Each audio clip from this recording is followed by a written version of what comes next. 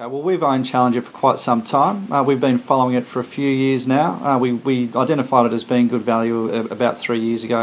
I think at the time they were probably trading more around the $3.50 mark. Now they're trading at about $6.50.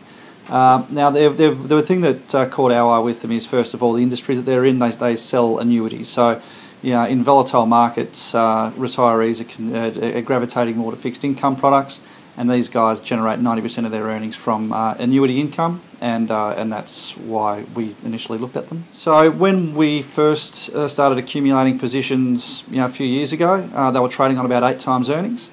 They're now trading on about 10 times earnings. So regardless of the stock going up nearly 100%, the earnings have gone up in line with that. So they're still on 10 or maybe even 10 times earnings.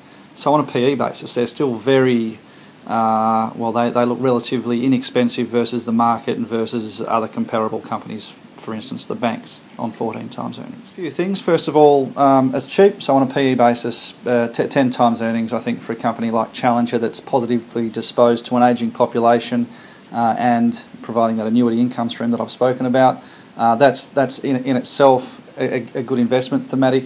Other attributes we look for is low debt levels, so Challenger have got, I think it's about 25% debt to equity.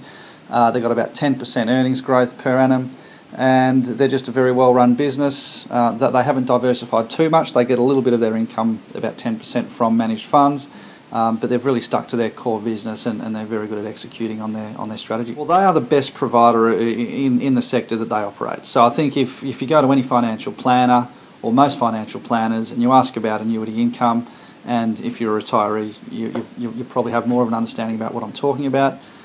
Most financial planners, the first thing that'll pop into their mind is Challenger. So they've got that brand name recognition.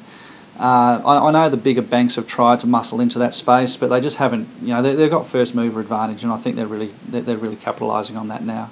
We don't generally have target prices on our investments. I mean, if they keep, we're still buying them now. If you open an account with us, Challenger would probably find its way into the portfolio at some stage.